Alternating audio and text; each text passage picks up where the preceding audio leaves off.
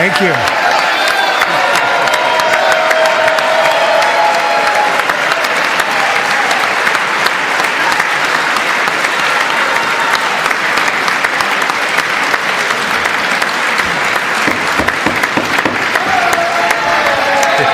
Thank you very much.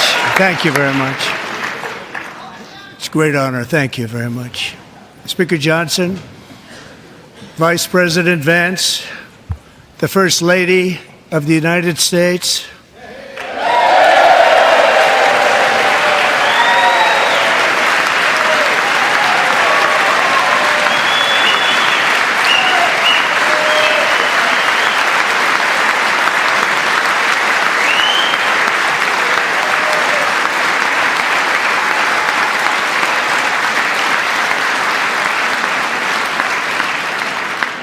members of the United States Congress, thank you very much.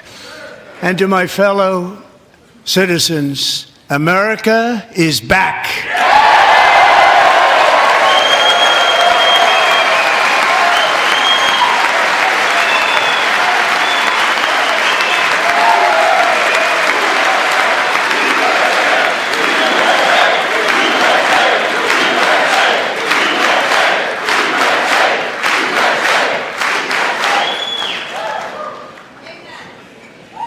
6 weeks ago, I stood beneath the dome of this Capitol and proclaimed the dawn of the golden age of America. From that moment on, it has been nothing but swift and unrelenting action to usher in the greatest and most successful era in the history of our country. We have accomplished more in 43 days than most administrations accomplished in 4 years or 8 years, and we are just getting started.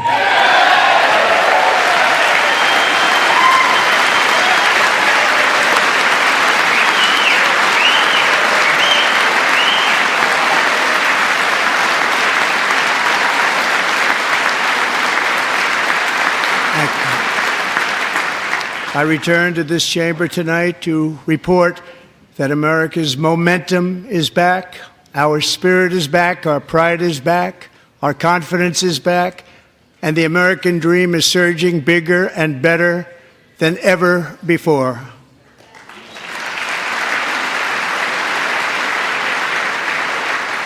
The American dream is unstoppable, and our country is on the verge of a comeback, the likes of which the world has never witnessed and perhaps will never witness again.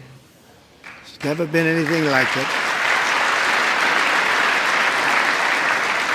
The presidential election of November 5th was a mandate like has not been seen in many decades.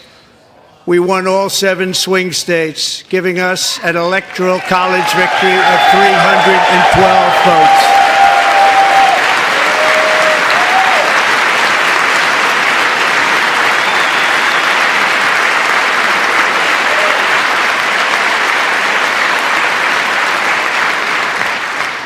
We won the popular vote by big numbers and won counties in our country.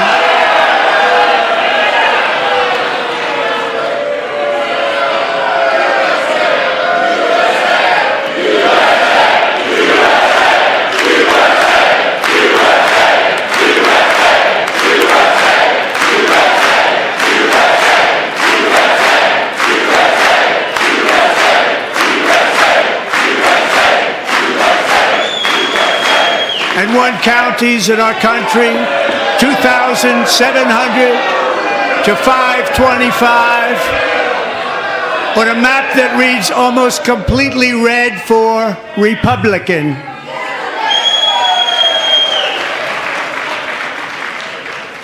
Now, for the first time in modern history, more Americans believe that our country is headed in the right direction than the wrong direction. In fact, it's an astonishing record, 27-point swing, the most ever.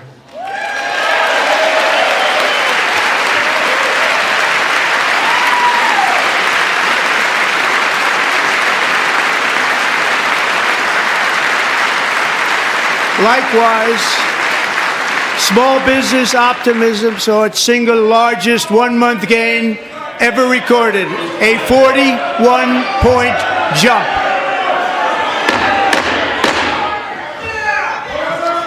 Members are directed to uphold and maintain decorum in the House and to cease any further disruptions. That's your warning.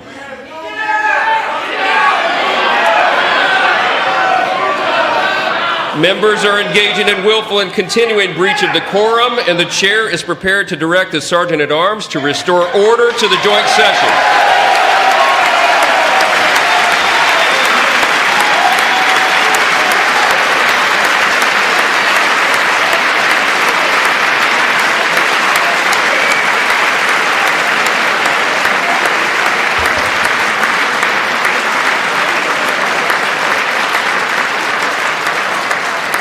Mr. Green, take your seat.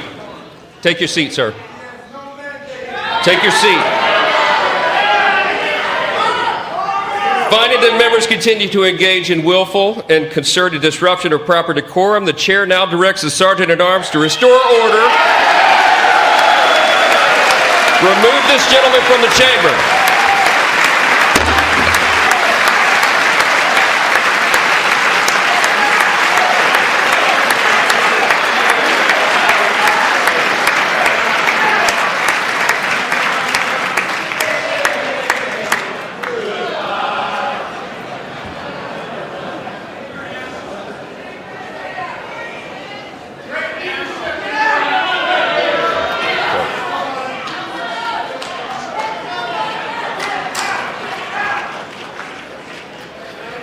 Members are directed to uphold and maintain decorum in the House. Mr. President, you continue. Thank you. Over the past 6 weeks, I have signed nearly 100 executive orders and taken more than 400 executive actions, a record, to restore common sense, safety, optimism, and wealth all across our wonderful land. The people elected me to do the job, and I'm doing it.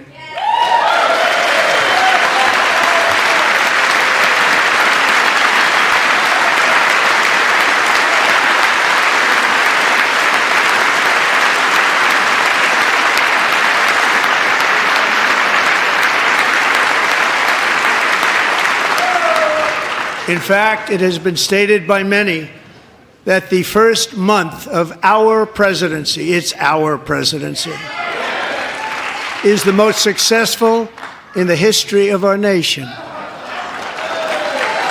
By many.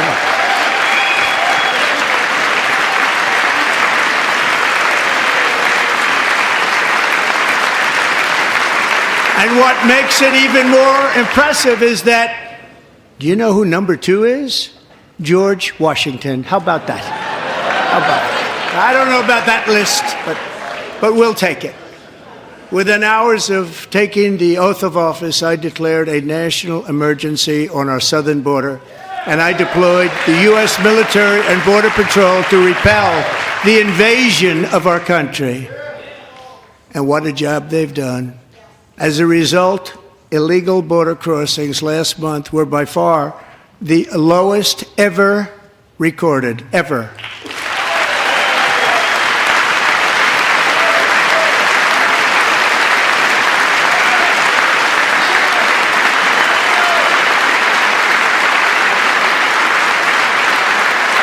They heard my words and they chose not to come. Much easier that way. In comparison, under Joe Biden, the worst president in American history, there were hundreds of thousands of illegal crossings a month, and virtually all of them, including murderers, drug dealers, gang members, and people from mental institutions and insane asylums, were released into our country. Who would want to do that? This is my 5th such speech to Congress. And once again, I look at the Democrats in front of me, and I realize there is absolutely nothing I can say to make them happy or to make them stand or smile or applaud. Nothing I can do. I could find a cure to the most devastating disease, a disease that would wipe out entire nations, or announce the answers to the greatest economy in history or the stoppage of crime to the lowest levels ever recorded. And these people sitting right here will not clap, will not stand, and certainly will not cheer for these astronomical achievements. They won't do it, no matter what. Five times I've been up here. It's very sad, and it just shouldn't be this way.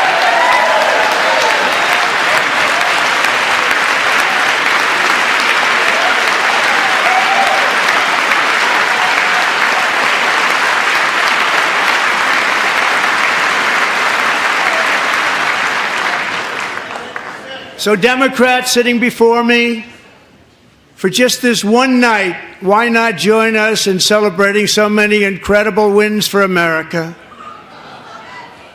For the good of our nation, let's work together and let's truly make America great again.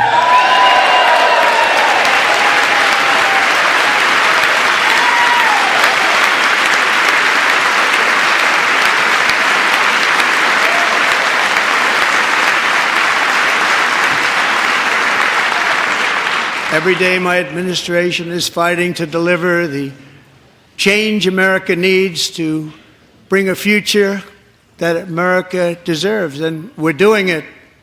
This is a time for big dreams and bold action. Upon taking office, I imposed an immediate freeze on all federal hiring, a freeze on all new federal regulations, and a freeze on all foreign aid.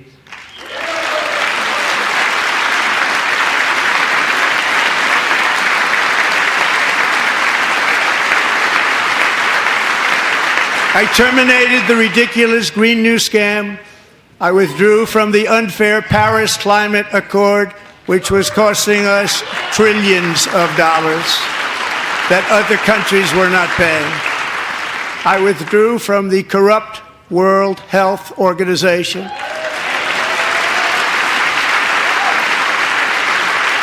And I also withdrew from the anti-American UN Human Rights Council.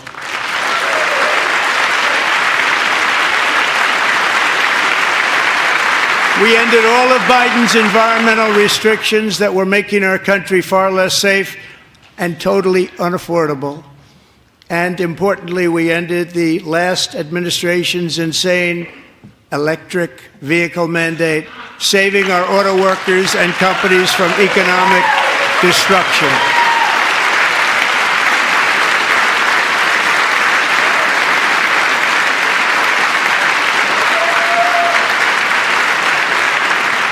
To unshackle our economy, I have directed that for every one new regulation, 10 old regulations must be eliminated, just like I did in my very successful first term.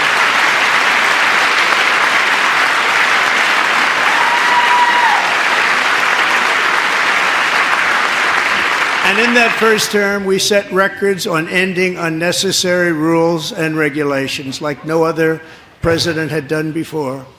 We ordered all federal workers to return to the office.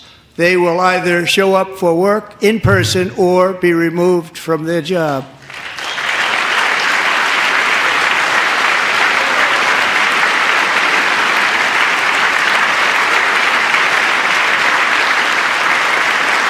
And we have ended weaponized government where, as an example, a sitting president is allowed to viciously prosecute his political opponent, like me. How did that work out? Not too good. Not too good.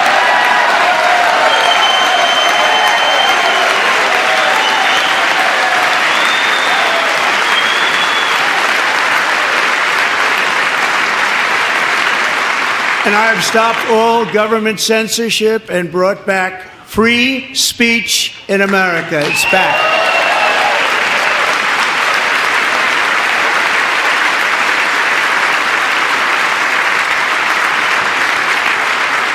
And 2 days ago, I signed an order making English the official language of the United States of America.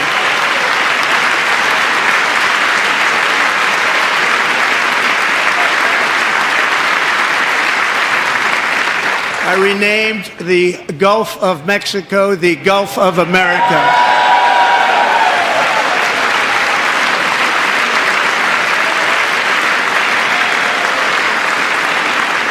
And likewise, I renamed, for a great president, William McKinley, Mount McKinley again.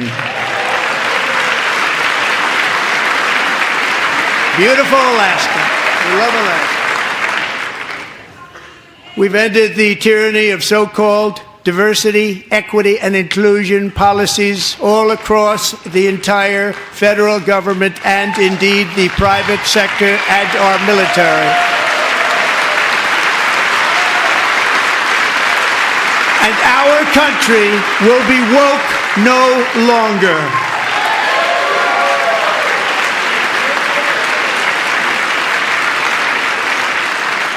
We believe that whether you are a doctor, an accountant, a lawyer, or an air traffic controller, you should be hired and promoted based on skill and competence, not race or gender. Very important.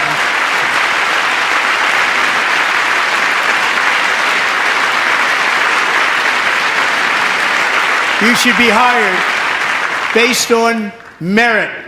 And the Supreme Court, in a brave and very powerful decision, has allowed us to do so. Thank you. Thank you very much. Thank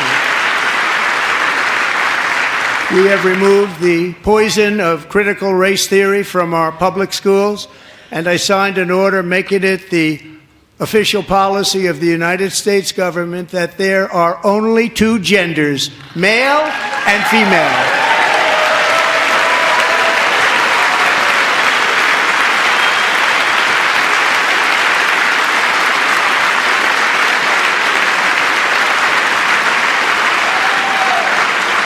I also signed an executive order to ban men from playing in women's sports.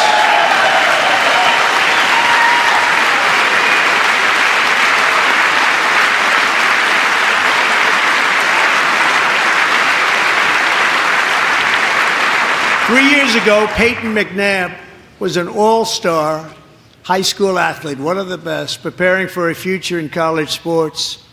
But when her girls' volleyball match was invaded by a male, he smashed the ball so hard in Peyton's face, causing traumatic brain injury, partially paralyzing her right side, and ending her athletic career. It was a shot like she's never seen before. She's never seen anything like it.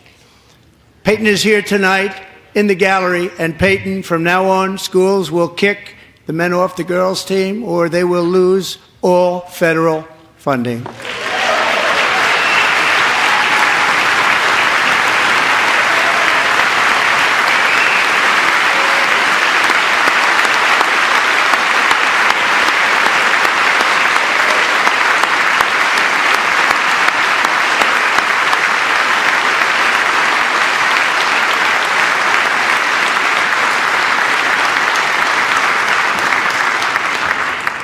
And if you really want to see numbers, just take a look at what happened in the women's boxing, weightlifting, track and field, swimming, or cycling, where a male recently finished a long-distance race 5 hours and 14 minutes ahead of a woman for a new record by 5 hours. Broke the record by 5 hours. It's demeaning for women, and it's very bad for our country. We're not going to put up with it any longer.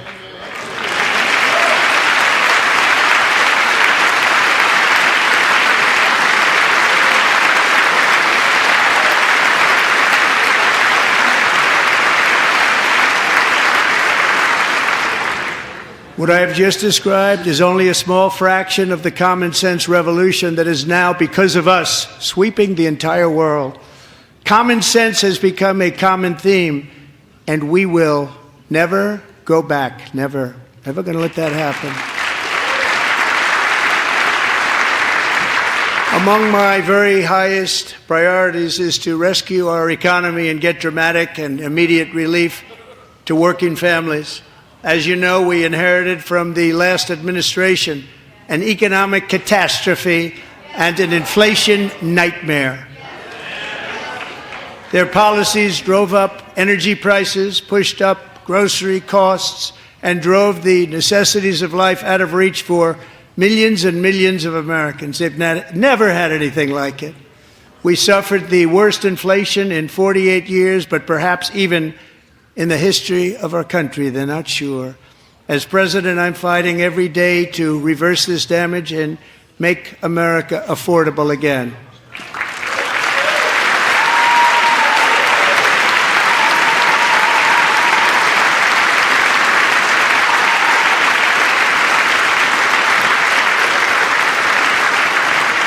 Joe Biden especially let the price of eggs get out of control. The egg price is out of control, and we're working hard to get it back down. Secretary, do a good job on that. You inherited a total mess from the previous administration. Do a good job.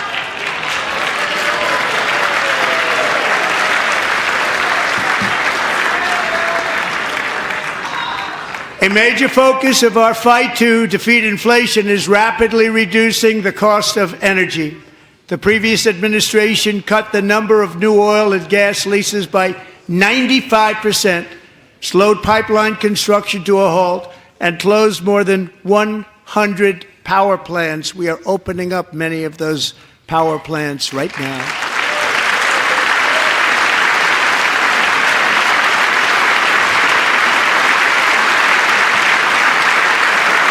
And frankly, we have never seen anything like it. That's why on my first day in office, I declared a national energy emergency. As you've heard me say many times, we have more liquid gold under our feet than any nation on earth, and by far. And now I fully authorize the most talented team ever assembled to go and get it. It's called Drill, Baby, Drill.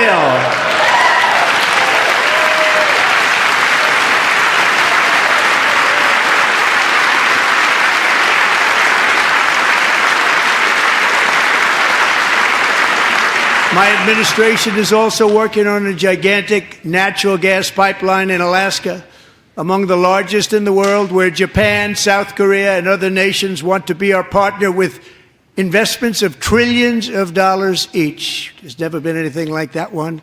It will be truly spectacular. It's all set to go. The permitting is gotten. And later this week, I will also take historic action to dramatically expand production of critical minerals and rare earths here in the USA.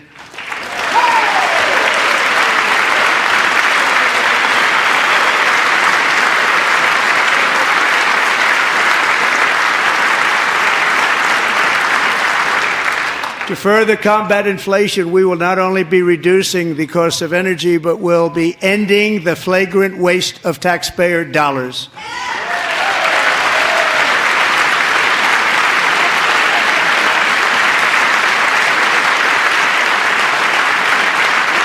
And to that end, I have created the brand new Department of Government Efficiency, DOGE. Perhaps you've heard of it. Perhaps.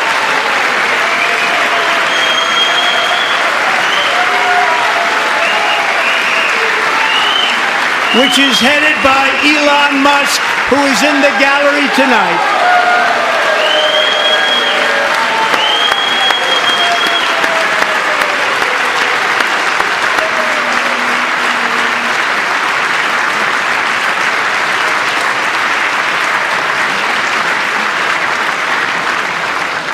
Thank you, Elon. He's working very hard. He didn't need this. He didn't need this. Thank you very much. We appreciate it. Everybody here, even this side, appreciates it, I believe. They just don't want to admit that. Just listen to some of the appalling waste we have already identified.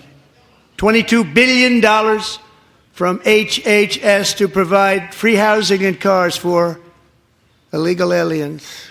$45 million for diversity, equity, and inclusion scholarships in Burma. $40 million to improve the social and economic inclusion of sedentary migrants. Nobody knows what that is.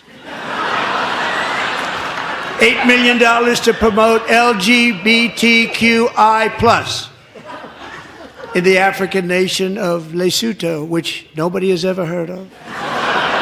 $60 million for indigenous peoples and Afro-Colombian empowerment in Central America. $60 million. $8 million for making mice transgender. This is real. $32 million for a left-wing propaganda operation in Moldova. $10 million for male circumcision in Mozambique. $20 million for the Arab Sesame Street in the Middle East. It's a program. $20 million for a program. $1.9 billion to recently created Decarbonization of Homes Committee, headed up, and we know she's involved. Just at the last moment, the money was passed over by a woman named Stacey Abrams. Have you ever heard of her?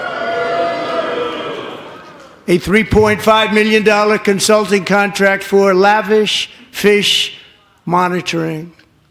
$1.5 million for voter confidence in Liberia.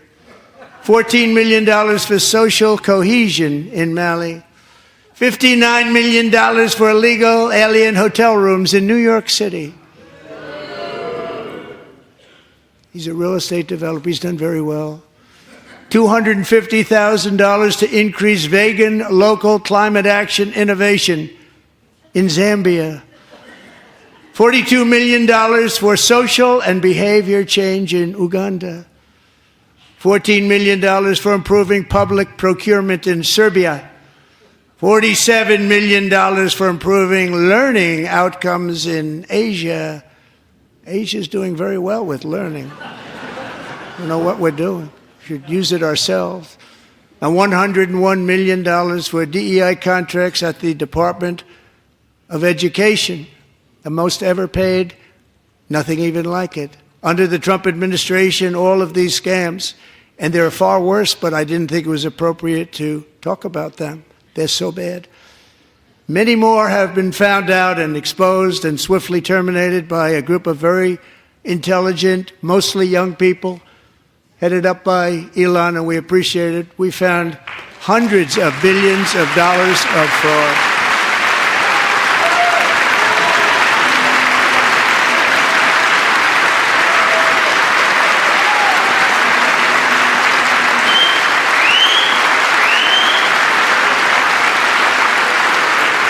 And we've taken back the money and reduced our debt to fight inflation and other things. Taken back a lot of that money. We got it just in time. This is just the beginning. The Government Accountability Office, a federal government office, has estimated annual fraud of over $500 billion in our nation, and we are working very hard to stop it. We're going to. We're also identifying shocking levels of incompetence and probable fraud in the Social Security program for our seniors, and that our seniors and people that we love rely on. Believe it or not, government databases list 4.7 million Social Security members from people aged 100 to 109 years old. It lists 3.6 million people from ages 110 to 119. I don't know any of them. I know some people that are rather elderly, but not quite that elderly. 3.47 million people from ages 120 to 129. 3.9 million people from ages 130 to 139. 3.5 million people from ages 140 to 149. And money is being paid to many of them, and we're searching right now. In fact, Pam, good luck. Good luck. You're going to find it. But a lot of money is paid out to people because it just keeps getting paid and nobody does, and it really hurts Social Security and hurts our country. 1.3 million people from ages 150 to 159, and over 130,000 people, according to the Social Security databases, are age over 160 years old. We have a healthier country than I thought, Bobby.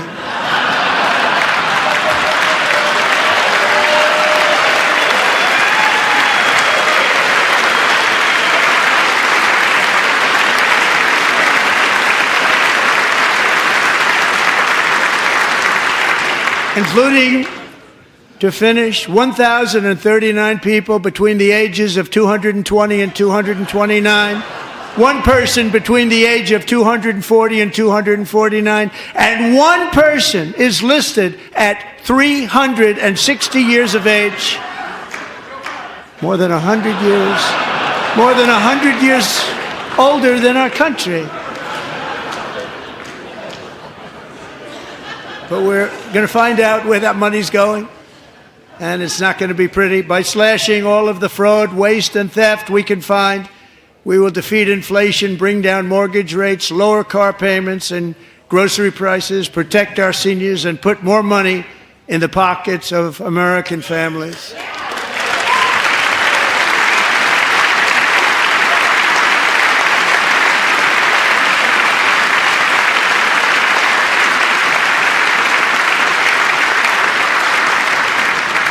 And today, interest rates took a beautiful drop, big, beautiful drop. It's about time.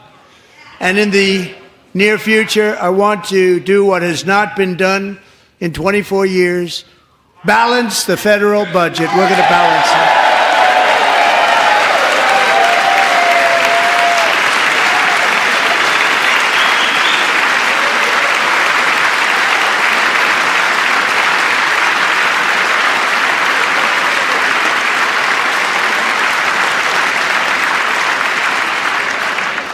With that goal in mind, we have developed in great detail what we are calling the Gold Card, which goes on sale very, very soon.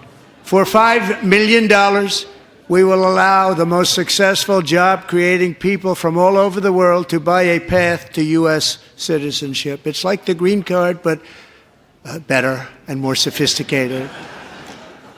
And these people will have to pay tax in our country. They won't have to pay tax from where they came. The money that they've made, you wouldn't want to do that, but they have to pay tax, create jobs. They'll also be taking people out of colleges and paying for them so that we can keep them in our country instead of having them being forced out.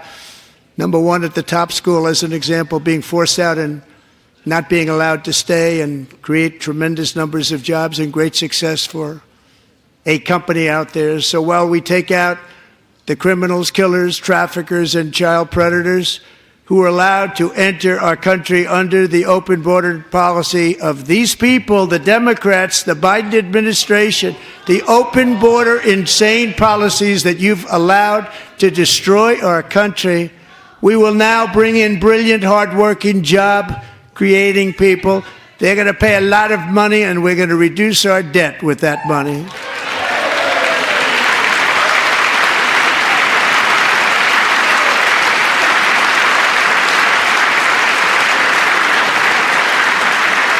Americans have given us a mandate for bold and profound change.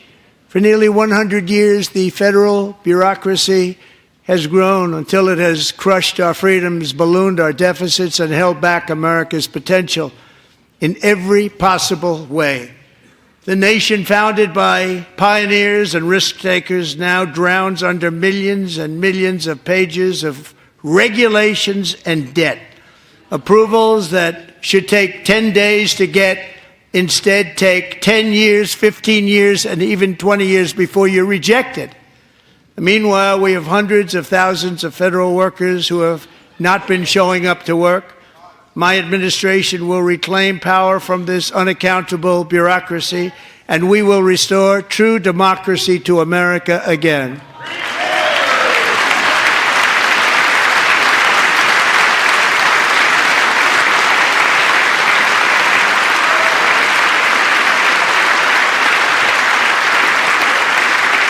federal bureaucrat who resists this change will be removed from office immediately.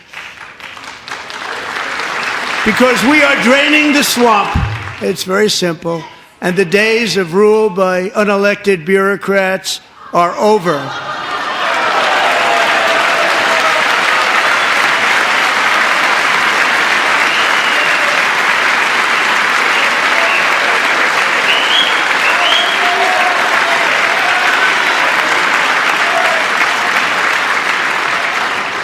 And the next phase of our plan to deliver the greatest economy in history is for this Congress to pass tax cuts for everybody. They're in there. They're waiting for you to vote. And I'm sure that the people on my right, I don't mean the Republican right, but my right here, I'm sure you're going to vote for those tax cuts, because otherwise I don't believe the people will ever vote you into office. So I'm doing you a big favor by telling you that. But I know this group is going to be voting for the tax.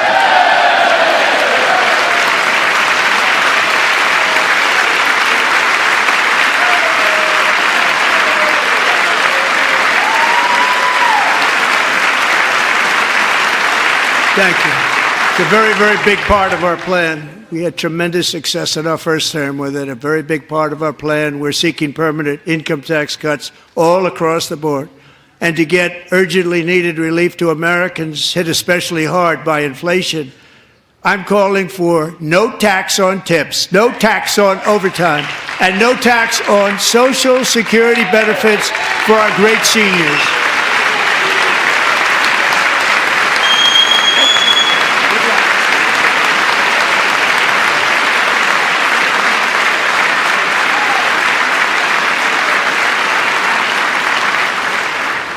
And I also want to make interest payments on car loans tax deductible, but only if the car is made in America.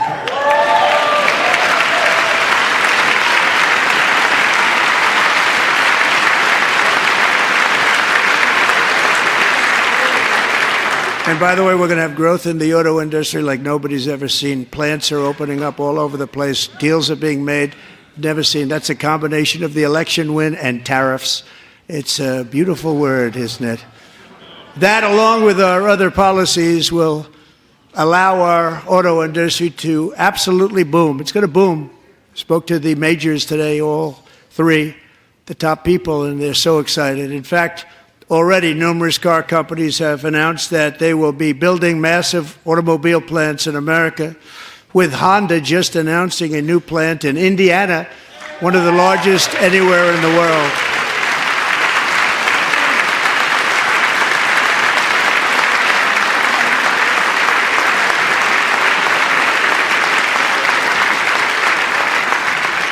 And this has taken place since our great victory on November 5th, a date which will hopefully go down as one of the most important in the history of our country.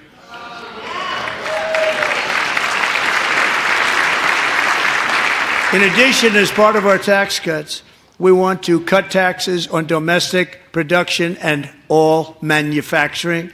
And just as we did before, we will provide 100% expensing. It will be retroactive to January 20th, 2025.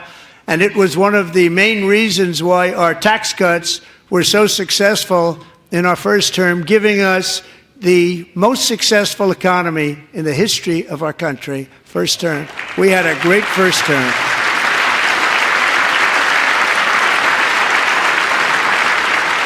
If you don't make your product in America, however, under the Trump administration, you will pay a tariff, and in some cases, a rather large one.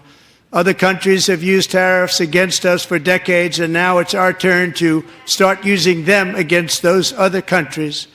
On average, the European Union, China, Brazil, India, Mexico, and Canada, have you heard of them? And countless other nations charge us tremendously higher tariffs than we charge them. It's very unfair. India charges us auto tariffs higher than 100%. China's average tariff on our products is twice what we charge them. And South Korea's average tariff is 4 times higher. Think of that, 4 times higher. And we give so much help militarily and in so many other ways to South Korea, but that's what happens. This is happening by friend and foe. This system is not fair to the United States and never was, and so on April 2nd, I wanted to make it April 1st, but I didn't want to be accused of April Fool's Day. That's not, just one day cost us a lot of money. But we're going to do it in April. I'm a very superstitious person. April 2nd, reciprocal tariffs kick in. And whatever they tariff us, other countries, we will tariff them. That's reciprocal, back and forth. Whatever they tax us, we will tax them. If they do non-monetary tariffs to keep us out of their market, then we will do non-monetary barriers to keep them out of our market. There's a lot of that, too. They don't even allow us in their market. We will take in trillions and trillions of dollars and create jobs like we have never seen before. I did it with China and I did it with others, and the Biden administration couldn't do anything about it because there was so much money they couldn't do anything about it. We have been ripped off for decades by nearly every country on earth, and we will not let that happen any longer.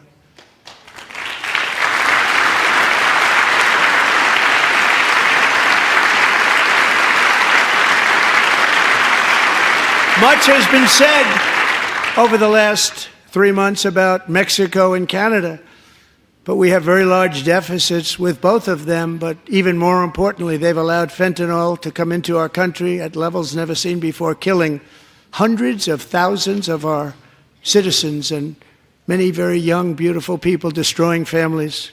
Nobody's ever seen anything like it. They are, in effect, receiving subsidies of hundreds of billions of dollars. We pay subsidies to Canada and to Mexico of hundreds of billions of dollars, and the United States will not be doing that any longer. We're not going to do it any longer.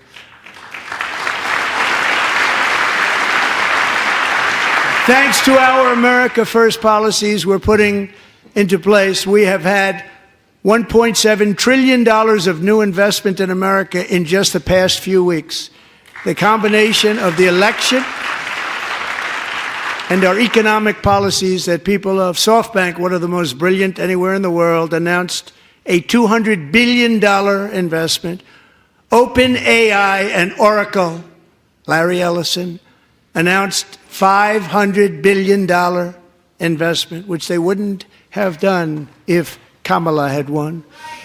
Apple announced $500 billion investment.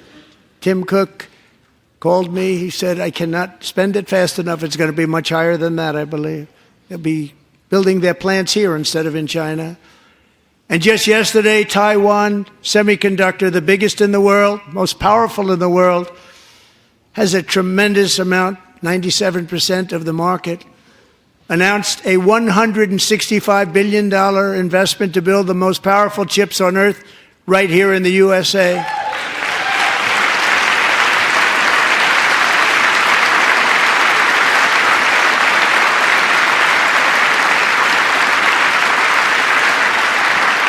And we're not giving them any money. Your CHIPS Act is a horrible, horrible thing. We give hundreds of billions of dollars, and it doesn't mean a thing. They take our money and they don't spend it.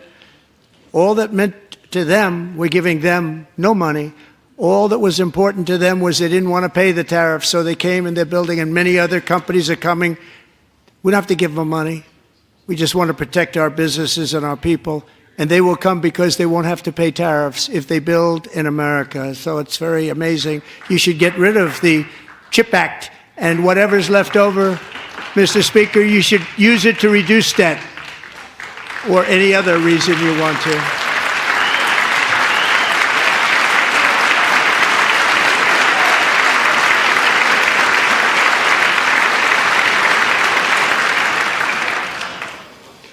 Our new trade policy will also be great for the American farmer. I love the farmer. Who will now be selling into our home market, the USA, because nobody is going to be able to compete with you. because there's goods that come in from other countries and companies. They're really in a bad position in so many different ways. They're uninspected. They may be very dirty and disgusting, and they come in and they pour in, and they hurt our American farmers. The tariffs will go on agricultural product coming into America, and our farmers, starting on April 2nd, it may be a little bit of an adjustment period. We had that before when I made the deal with China, $50 billion of purchases, and I said, just bear with me, and they did. They did.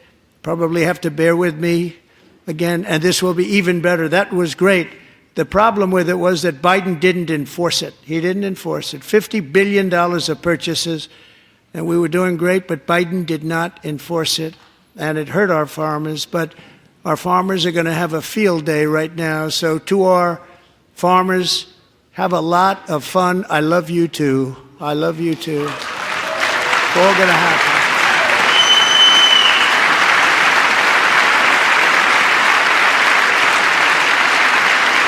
And I have also imposed a 25% tariff on foreign aluminum, copper, lumber, and steel, because if we don't have, as an example, steel and lots of other things, we don't have a military, and frankly, we just won't have a country very long.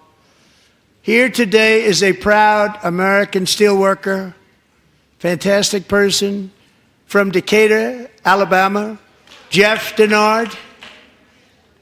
Has been working at the same steel plant for 27 years in a job that has allowed him to serve as the captain of his local volunteer fire department, raise 7 children with his beautiful wife, Nicole, and over the years provide a loving home for more than 40 foster children. So great, Jeff.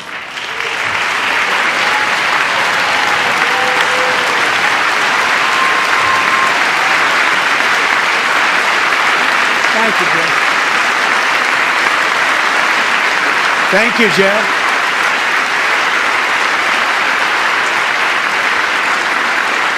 Stories like Jeff's remind us that tariffs are not just about protecting American jobs. They're about protecting the soul of our country.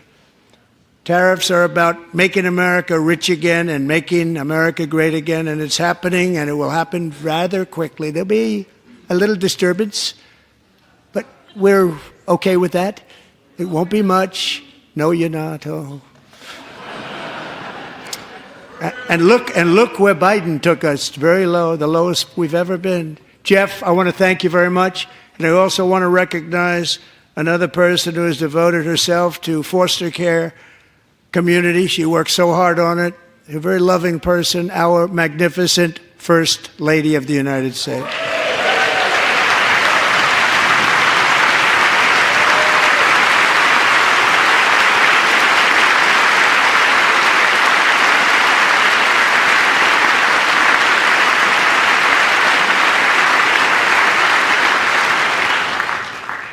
Melania's work has yielded incredible results, helping prepare our nation's future leaders as they enter the workforce.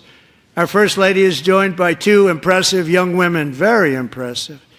Haley Ferguson, who benefited from the First Lady's Fostering the Future initiative and is poised to complete her education and become a teacher. And Elliston Berry, who became a victim of an illicit deepfake image produced by a peer. With Elliston's help, the Senate just passed the Take It Down Act, and this is so important. Thank you very much, John. John Thune, thank you. Stand up, John. Thank you, John.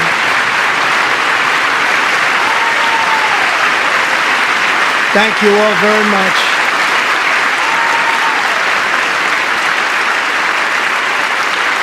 Thank you. And thank you to John Thune and the Senate.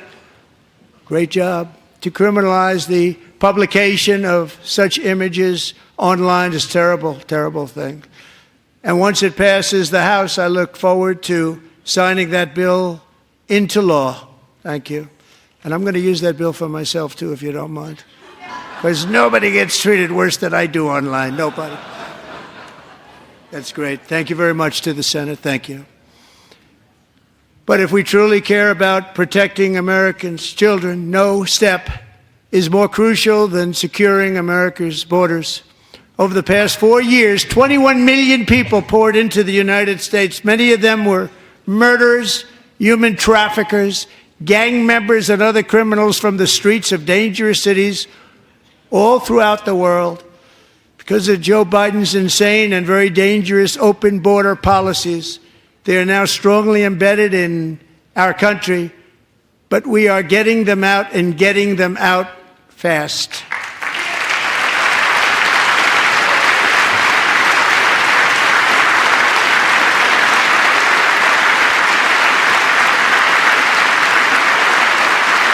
And I want to thank Tom Homan and Christy. I want to thank you and Paul of Border Patrol.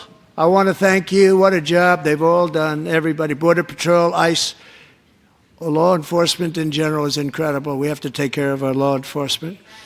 Have to.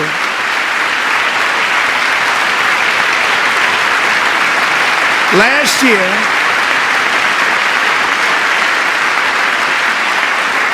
a brilliant 22-year-old nursing student named Laken Riley, the best in her class, admired by everybody, went out for a jog on the campus of the University of Georgia.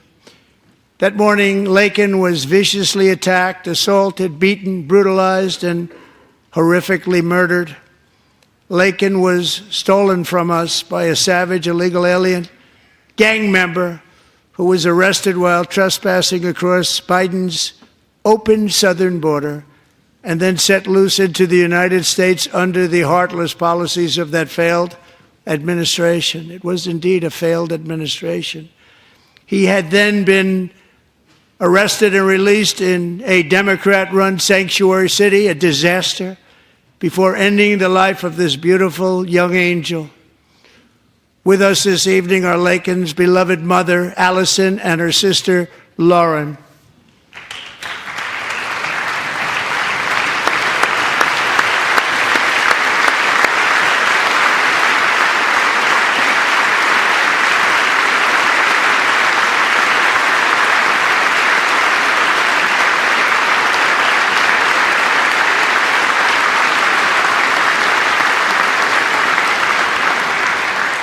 Last year, I told Laken's grieving parents that we would ensure their daughter would not have died in vain. That's why the very first bill I signed into law as your 47th president mandates the detention of all dangerous criminal aliens who threaten public safety. It's a very strong, powerful act.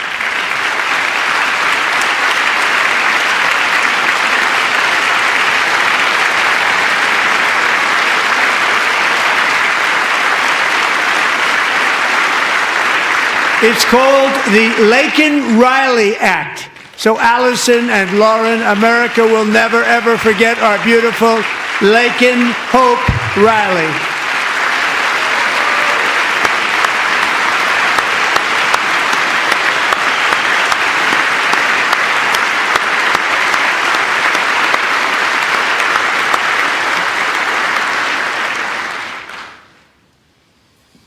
Thank you very much.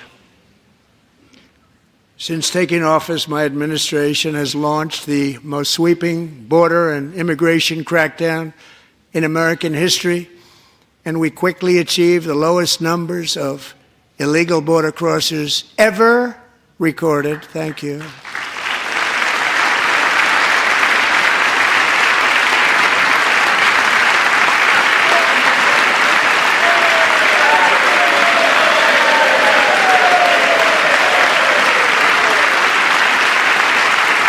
The media and our friends in the Democrat Party kept saying we needed new legislation, we must have legislation to secure the border.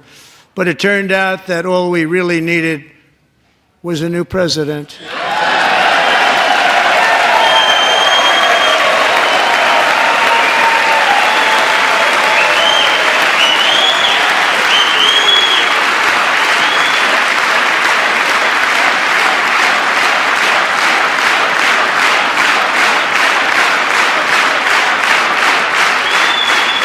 Thank you. Joe Biden didn't just open our borders, he flew illegal aliens over them to overwhelm our schools, hospitals, and communities throughout the country. Entire towns like Aurora, Colorado, and Springfield, Ohio, buckled under the weight of the migrant occupation and corruption like nobody's ever seen before. Beautiful towns destroyed. Now, just as I promised in my inaugural address, we are achieving the great liberation of America.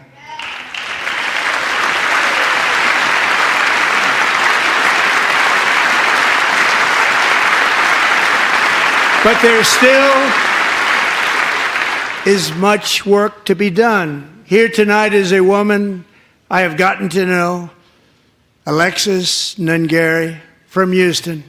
Wonderful woman. Last June, Alexis's 12-year-old daughter, her precious Jocelyn, walked to a nearby convenience store. She was kidnapped, tied up, assaulted for 2 hours under a bridge, and horrifically murdered. Arrested and charged with this heinous crime are two illegal alien monsters from Venezuela, released into America by the last administration through their ridiculous open border. The death of this beautiful 12-year-old girl and the agony of her mother and family touched our entire nation greatly. Alexis, I promised that we would always remember your daughter, your magnificent daughter, and earlier tonight, I signed an order keeping my word to you. One thing I have learned about Jocelyn is that she loved animals so much. She loved nature. Across Galveston Bay, from where Jocelyn lived in Houston, you will find a magnificent national wildlife refuge, a pristine, peaceful, 34,000-acre sanctuary for all of God's creatures on the edge of the Gulf of America. Alexis, moments ago, I formally renamed that refuge in loving memory of your beautiful daughter, Jocelyn. So, Mr. Vice President, if you would, may I have the order?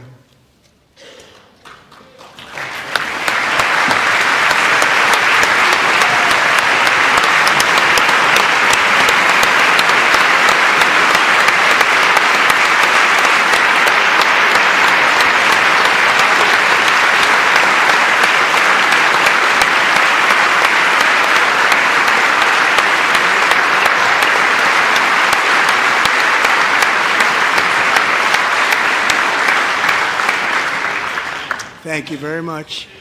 All three savages charged with Jocelyn and Lakin's murders were members of the Venezuelan prison gang, the toughest gang, they say, in the world, known as Tren de Aragua. 2 weeks ago, I officially designated this gang, along with MS-13 and the bloodthirsty Mexican drug cartels, as foreign terrorist organizations.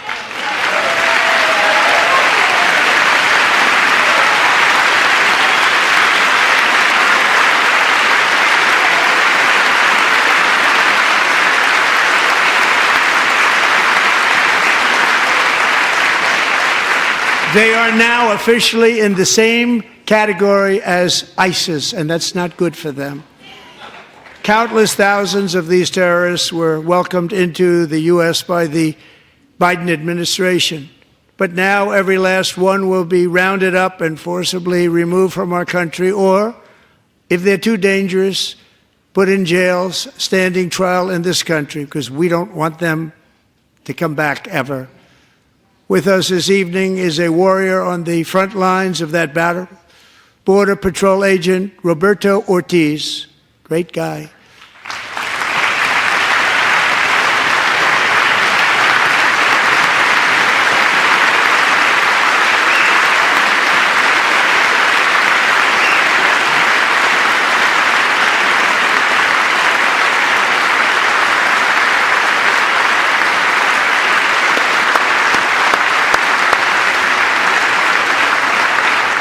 In January, Roberto and another agent were patrolling by the Rio Grande near an area known as Cartel Island. Doesn't sound too nice to me. When heavily armed gunmen started shooting at them. Roberto saw that his partner was totally exposed, at great danger, and he leapt into action, returning fire and providing crucial seconds for his fellow agent to seek safety, just barely. I have some of the prints of that event, and it was not good. Agent Ortiz, we salute you for your great courage and for your line of fire that you took and for the bravery that you showed. We honor you, and we will always honor you. Thank you, Roberto, very much.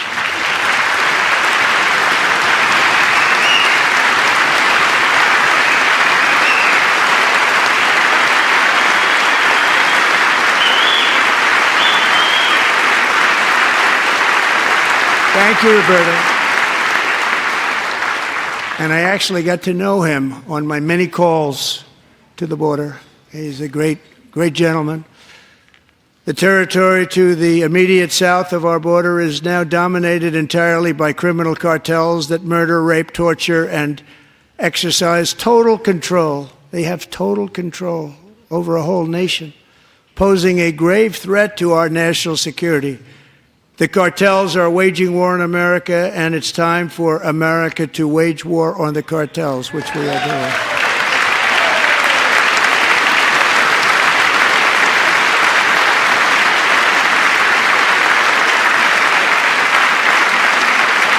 Five nights ago, Mexican authorities, because of our tariff policies being imposed on them, think of this, handed over to us 29 of the biggest cartel leaders in their country. That has never happened before. They want to make us happy. First time ever. But we need Mexico and Canada to do much more than they've done, and they have to stop the fentanyl and drugs pouring into the USA. They're going to stop it.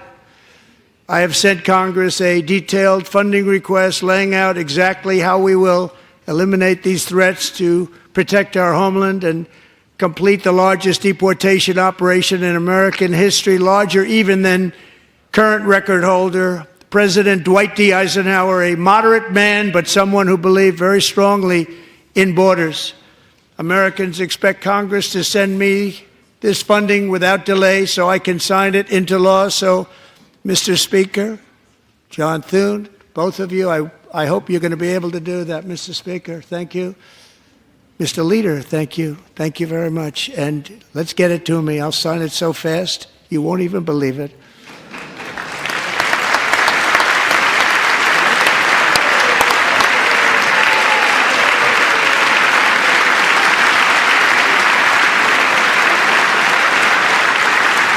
And as we reclaim our sovereignty, we must also bring back law and order to our cities and towns.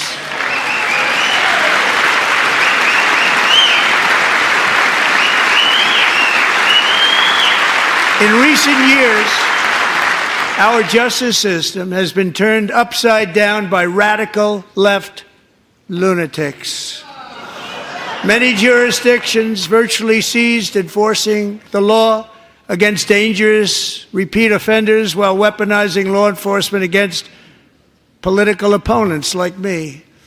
My administration has acted swiftly and decisively to restore fair, equal, and impartial justice under the constitutional rule of law, starting at the FBI and the DOJ. Pam, good luck. Cash, wherever you may be, good luck. Good luck. Pam Bondi. Good luck. So important. Going to do a great job. Cash, thank you. Thank you, Cash.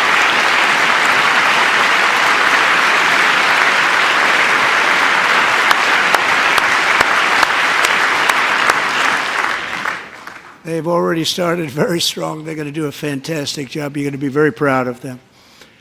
We're also once again giving our police officers the support, protection, and respect they so dearly deserve. They have to get it. They have such a hard, dangerous job, but we're going to make it less dangerous. The problem is the bad guys don't respect the law, but they're starting to respect it, and they soon will respect it. This also includes our great fire departments throughout the country. Our firemen and women are unbelievable people, and we'll never forget them. And besides that, they voted for me in record numbers, so I have no choice.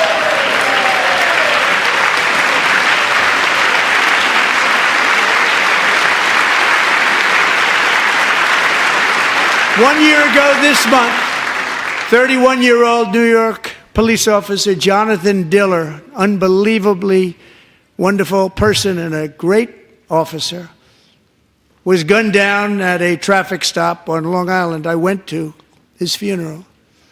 The vicious criminal charged with his murder had 21 prior arrests, and they were rough arrests, too. He was a real bad one. The thug in the seat next to him had 14 prior arrests and went by the name of Killer. He was Killer. He killed other people, they say, a lot of them.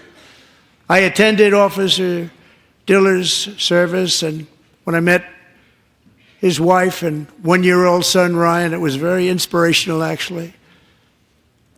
His widow's name is Stephanie, and she is here tonight. Stephanie, thank you very much, Stephanie. Thank you very much.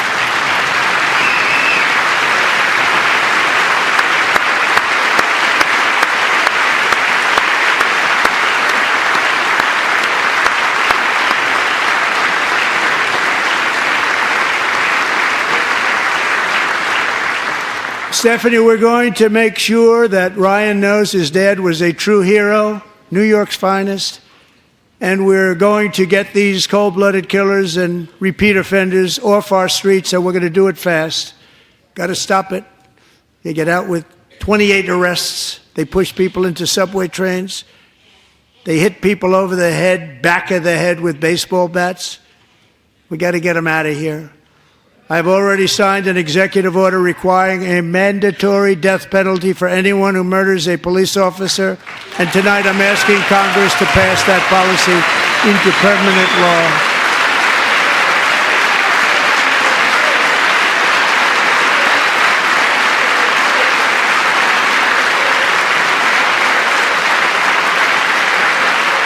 I'm also asking for a new crime bill getting tough on repeat offenders while enhancing protections for America's police officers so they can do their jobs without fear of their lives being totally destroyed.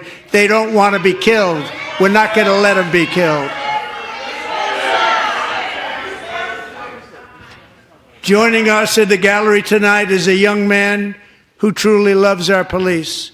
His name is DJ Daniel. He is 13 years old, and he has always dreamed of becoming a police officer.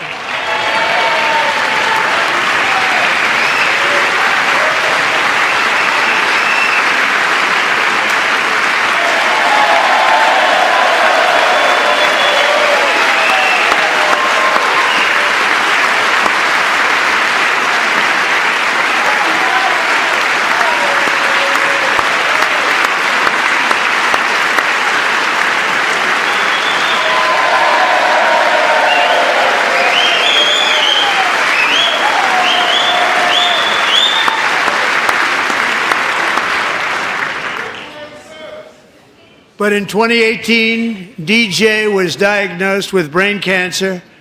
The doctors gave him 5 months at most to live. That was more than 6 years ago.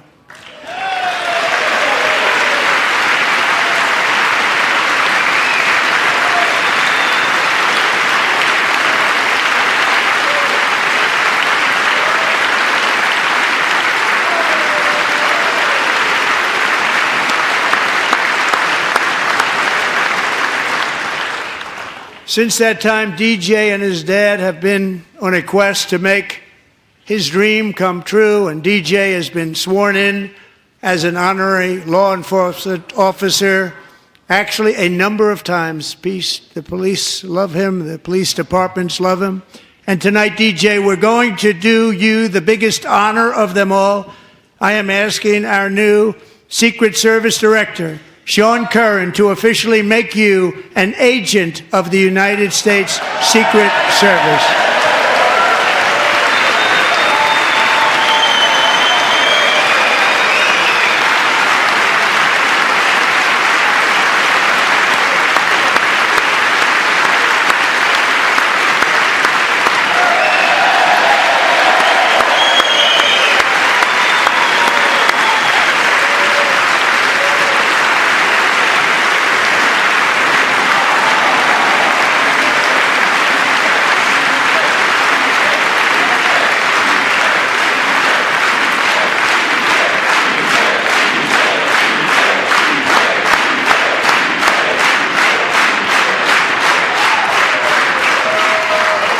Thank you, DJ.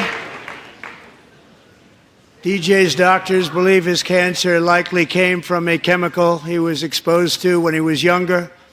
Since 1975, rates of child cancer have increased by more than 40%. Reversing this trend is one of the top priorities for our new presidential commission to make America healthy again, chaired by our new Secretary of Health and Human Services, Robert F. Kennedy, Jr.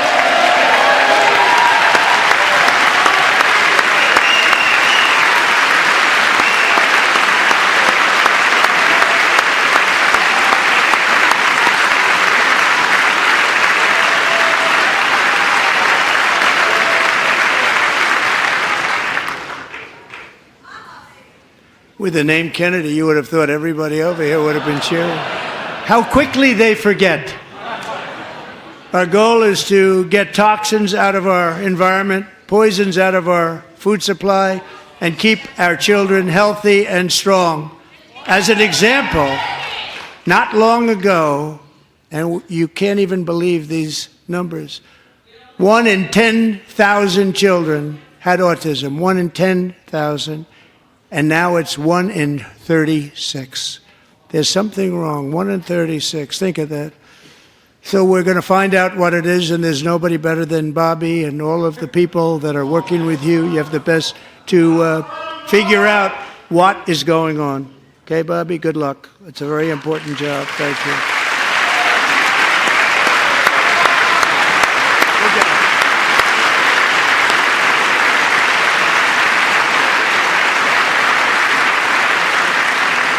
Thank you. My administration is also working to protect our children from toxic ideologies in our schools. A few years ago, January Littlejohn and her husband discovered that their daughter's school had secretly socially transitioned their 13-year-old little girl. Teachers and administrators conspired to deceive January and her husband while encouraging her daughter to use a new name and pronouns. They, them pronoun, actually, all without telling January, who is here tonight and is now a courageous advocate against this form of child abuse. January, thank you. Thank you. Thank you very much.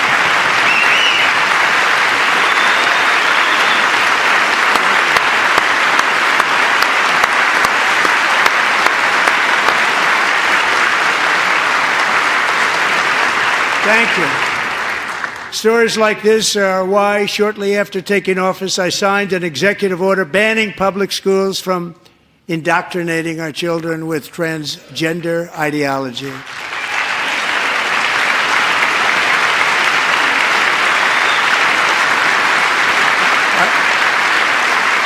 I also signed an order to cut off all taxpayer funding to any institution that engages in the sexual mutilation of our youth.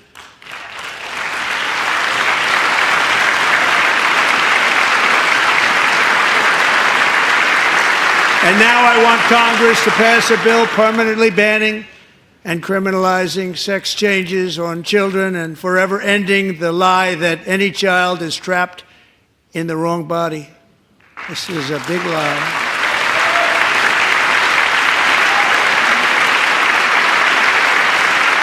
And our message to every child in America is that you are perfect exactly the way God made you.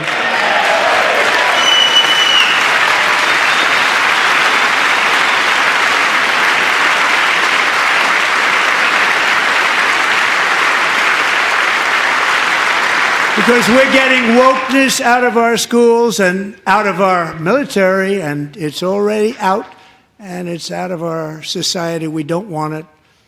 Wokeness is trouble. Wokeness is bad. It's gone. It's gone. And we feel so much better for it, don't we? Don't we feel better? Our service members won't be activists and ideologues. They will be fighters and warriors. They will fight for our country. And Pete, congratulations. Secretary of Defense, congratulations.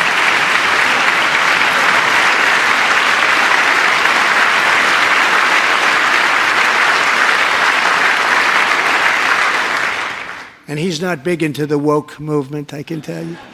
I know him well. I am pleased to report that in January, the U.S. Army had its single best recruiting month in 15 years, and that all armed services are having among the best recruiting results ever in the history of our services. What a difference.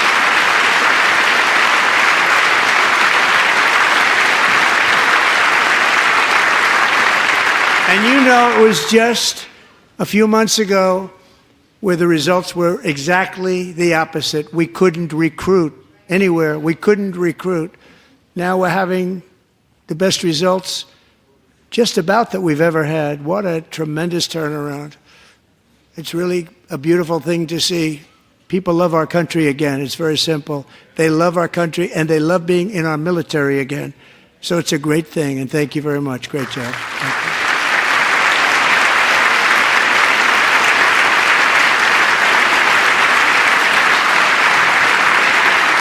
We're joined tonight by a young man, Jason Hartley, who knows the weight of that call of duty. Jason's father, grandfather, and great-grandfather all wore the uniform. Jason tragically lost his dad, who was also a Los Angeles County Sheriff's deputy when he was just a boy, and now he wants to carry on the family legacy of service. Jason is a senior in high school, a six-letter varsity athlete, a really good athlete, they say, a brilliant student with a 4.46, that's good, GPA. And his greatest dream is to attend the U.S. Military Academy at West Point.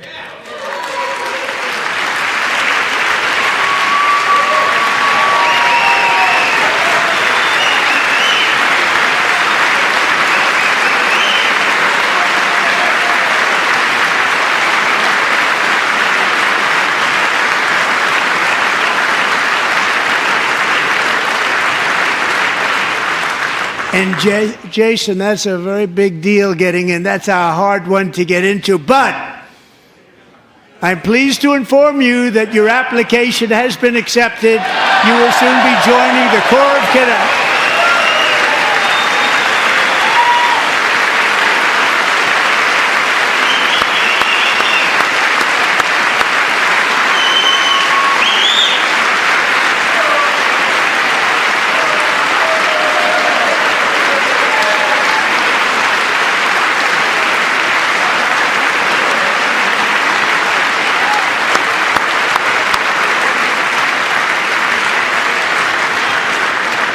Thank you. Jason, you're going to be on the long gray line, Jason. As Commander-in-Chief, my focus is on building the most powerful military of the future. As a first step, I'm asking Congress to fund a state-of-the-art Golden Dome missile defense shield to protect our homeland, all made in the USA.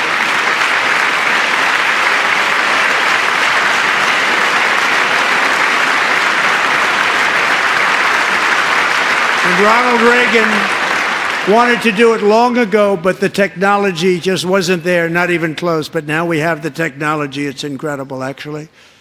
And other places, they have it. Israel has it. Other places have it. And the United States should have it too, right, Tim, right? They should have it too. So I want to thank you. But it's a very, very important. This is a very dangerous world. We should have it. We want to be protected, and we're going to protect our citizens like never before. To boost our defense industrial base, we are also going to resurrect the American shipbuilding industry, including commercial shipbuilding and military shipbuilding.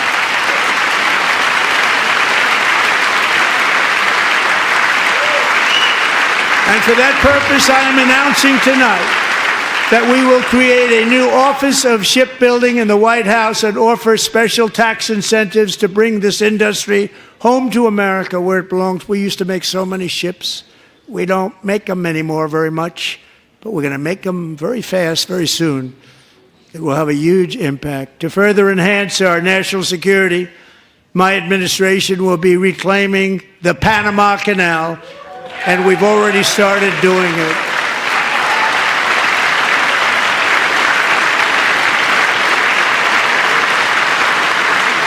Just today, a large American company announced they are buying both ports around the Panama Canal and lots of other things having to do with the Panama Canal and a couple of other canals. The Panama Canal was built by Americans for Americans, not for others, but others could use it. But it was built at tremendous cost of American blood and treasure. 38,000 workers died building the Panama Canal. They died of malaria. They died of snake bites and mosquitoes. Not a nice place to work. They paid them very highly to go there, knowing there was a 25% chance that they would die. The most expensive project also that was ever built in our country's history, if you bring it up to modern day costs. It was given away by the Carter administration for $1, but that agreement has been violated very severely. We didn't give it to China. We gave it to Panama, and we're taking it back.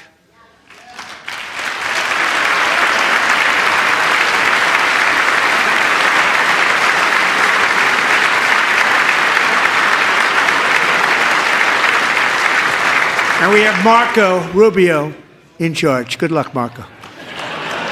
Now, we know who to blame if anything goes wrong. Marco's been amazing, and he's going to do a great job. Think of it. He got 100 votes. You know, he was approved with actually 99, but the 100th was this gentleman, and I feel very certain. So let's assume he got 100 votes. And I'm either very, very happy about that or I'm very concerned about it. But he's already proven. I mean, he's a great gentleman. He's respected by everybody, and we appreciate you voting for Marco. He's going to do a fantastic job. Thank you. Thank you. He's doing a great job.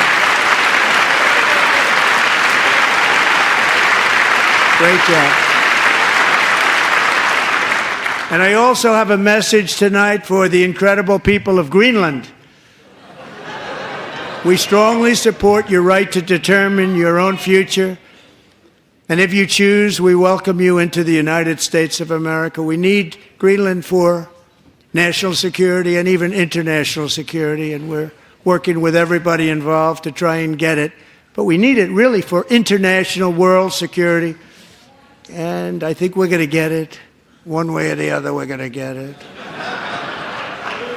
We will keep you safe. We will make you rich, and together we will take Greenland to heights like you have never thought possible before.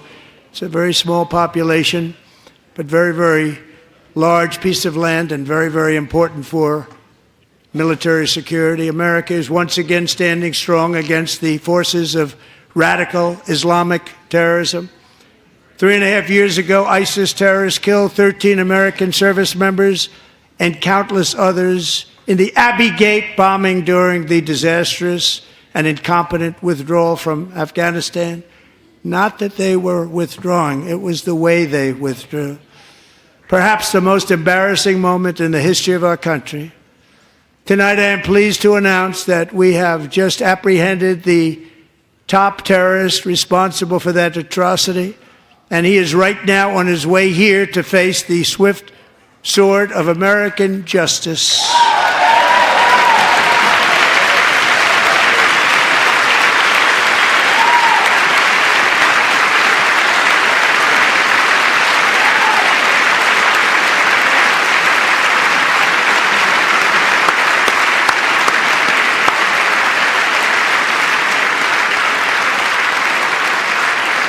And I want to thank especially the government of Pakistan for helping arrest this monster.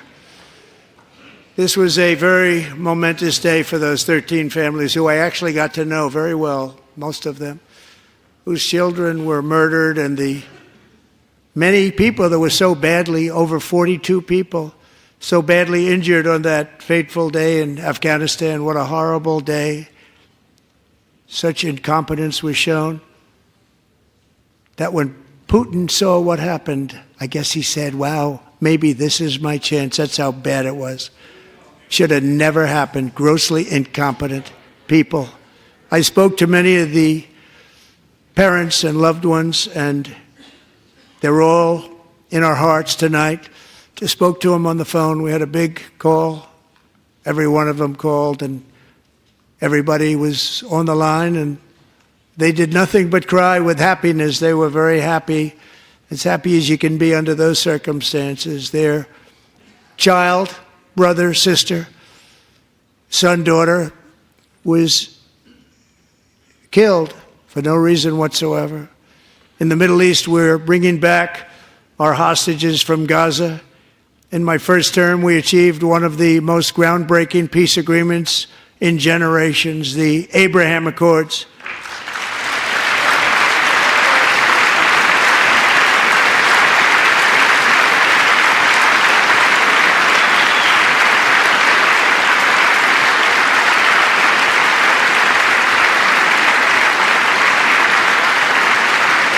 And now we're going to build on that foundation to create a more peaceful and prosperous future for the entire region. A lot of things are happening in the Middle East. People have been talking about that so much lately with everything going on with Ukraine and Russia. But a lot of things are happening in the Middle East. It's a rough neighborhood, actually. I'm also working tirelessly to end the savage conflict in Ukraine. Millions of Ukrainians and Russians have been needlessly killed or wounded in this horrific and brutal conflict with no end in sight. The United States has sent hundreds of billions of dollars to support Ukraine's defense with no security, with no anything.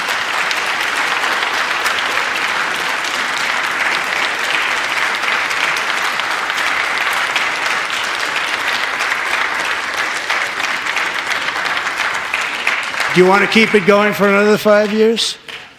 Yeah, you would say Pocahontas says yes.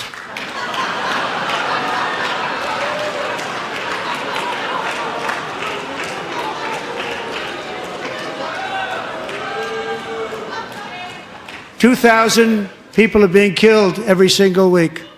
More than that. They're Russian young people. They're Ukrainian young people. They're not Americans. But I want it to stop. Meanwhile, Europe has sadly spent more money buying Russian oil and gas than they have spent on defending Ukraine, by far. Think of that. They've spent more buying Russian oil and gas than they have defending. And we've spent perhaps $350 billion, like taking candy from a baby. That's what happened. And they've spent $100 billion. What a difference that is. And we have an ocean separating us, and they don't. But we're getting along very well with them, and lots of good things are happening. Biden has authorized more money in this fight than Europe has spent, by billions and billions of dollars. It's hard to believe that they wouldn't have stopped it and said at some point, come on, let's equalize. You got to be equal to us. But that didn't happen. Earlier today, I received an important letter from President Zelensky of Ukraine. The letter reads, Ukraine is ready to come to the negotiating table as soon as possible to bring lasting peace closer. Nobody wants peace more than the Ukrainians, he said. My team and I stand ready to work under President Trump's strong leadership to get a peace that lasts. We do really value how much America has done to help Ukraine maintain its sovereignty and independence. Regarding the agreement on minerals and security, Ukraine is ready to sign it at any time that is convenient for you. I appreciate that he sent this letter, just got it a little while ago. Simultaneously, we've had serious discussions with Russia and have received strong signals that they are ready for peace. Wouldn't that be beautiful? Wouldn't that be beautiful?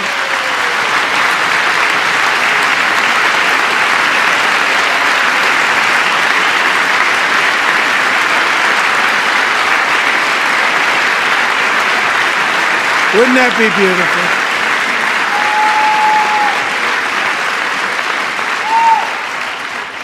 It's time to stop this madness. It's time to halt the killing. It's time to end this senseless war. If you want to end wars, you have to talk to both sides. Nearly 4 years ago, amid rising tensions, a history teacher named Mark Fogel was detained in Russia and sentenced to 14 years in a penal colony. Rough stuff. The previous administration barely lifted a finger to help him. They knew he was innocent, but they had no idea where to begin. But last summer, I promised his 95-year-old mother, Malphine, that we would bring her boy safely back home. After 22 days in office, I did just that, and they are here tonight.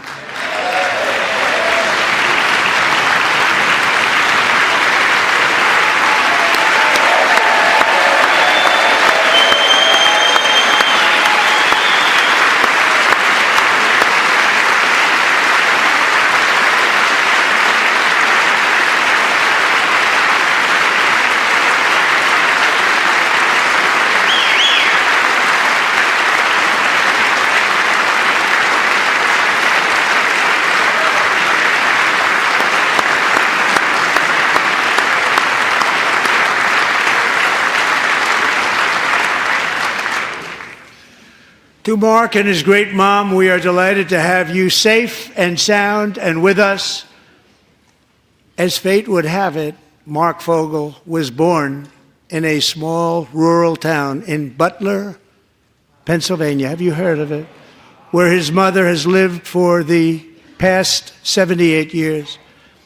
I just happened to go there last July 13th for a rally. That was not pleasant. And that is where I met his beautiful mom right before I walked onto that stage. And I told her I would not forget what she said about her son. And I never did I? Never forgot. Less than 10 minutes later, at that same rally, gunfire rang out, and a sick and deranged assassin unloaded 8 bullets from his sniper's perch into a crowd of many thousands of people. My life was saved by a fraction of an inch, but some were not so lucky. Corey Comparator was a firefighter, a veteran, a Christian, a husband, a devoted father, and above all, a protector. When the sound of gunshots pierced the air, it was a horrible sound. Corey knew instantly what it was and what to do. He threw himself on top of his wife and daughters and shielded them from the bullets with his own body. Corey was hit really hard. You know the story from there. He sacrificed his life to save theirs. 2 others, very fine people, were also seriously hit. But thankfully, with the help of 2 great country doctors, we thought they were gone and they were saved. So those doctors had great talent. We're joined by Corey's wife, Helen, who was his high school sweetheart, and their 2 beloved daughters, Allison and Kaylee. Thank you.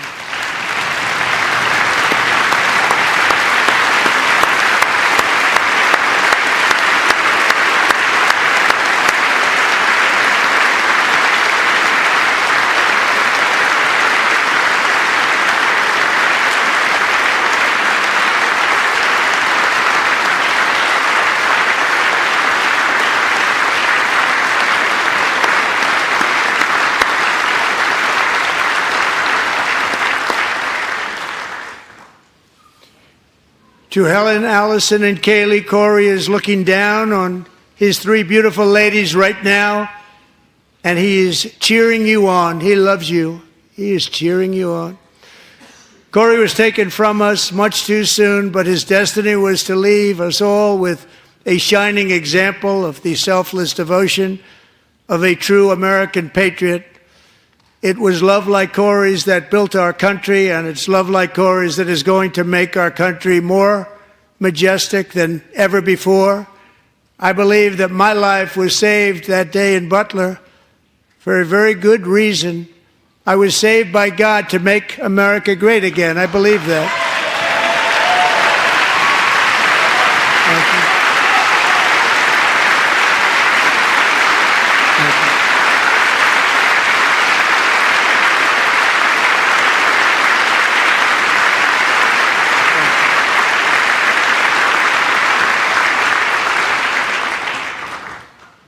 Thank you very much. From the patriots of Lexington and Concord to the heroes of Gettysburg and Normandy, from the warriors who crossed the Delaware to the trailblazers who climbed the Rockies, and from the legends who soared at Kitty Hawk to the astronauts who touched the moon, Americans have always been the people who defied all odds, transcended all dangers, made the most extraordinary sacrifices, and did whatever it took to defend our children, our country, and our freedom.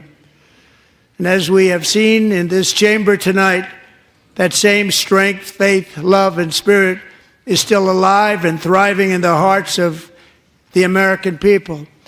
Despite the best efforts of those who would try to censor us, silence us, break us, destroy us, Americans are today a proud, free, sovereign, and independent nation that will always be free, and we will fight for it till death. We will never let anything happen to our beloved country, because we are a country of doers, dreamers, fighters, and survivors.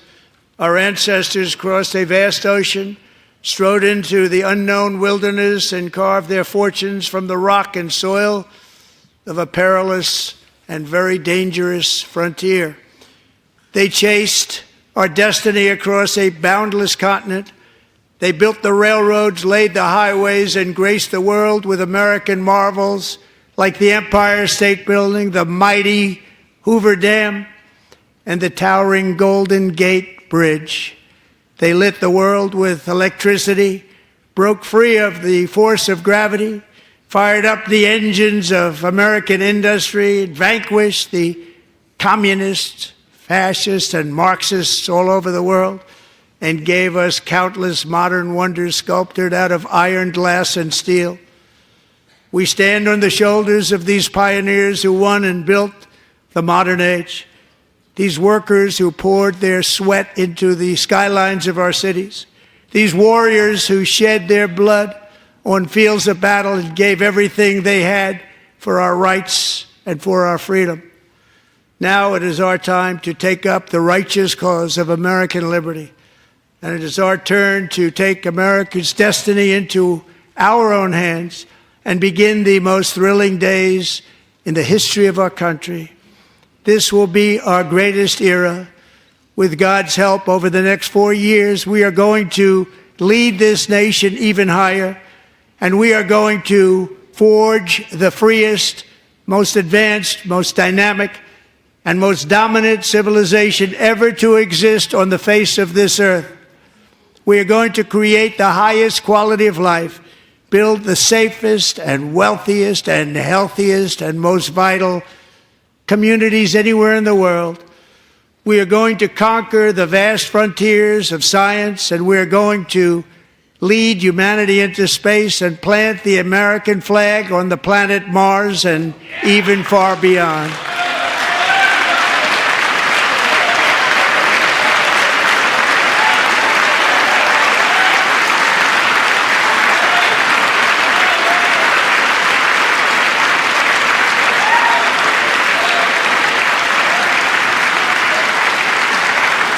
And through it all, we are going to rediscover the unstoppable power of the American spirit. And we are going to renew unlimited promise of the American dream. Every single day, we will stand up and we will fight, fight, fight for the country our citizens believe in and for the country our people deserve.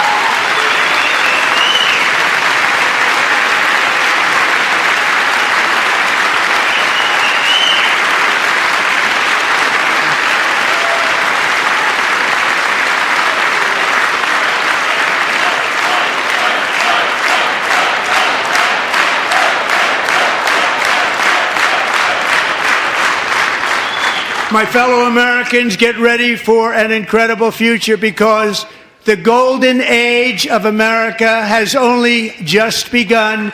It will be like nothing that has ever been seen before. Thank you, God bless you, and God bless America.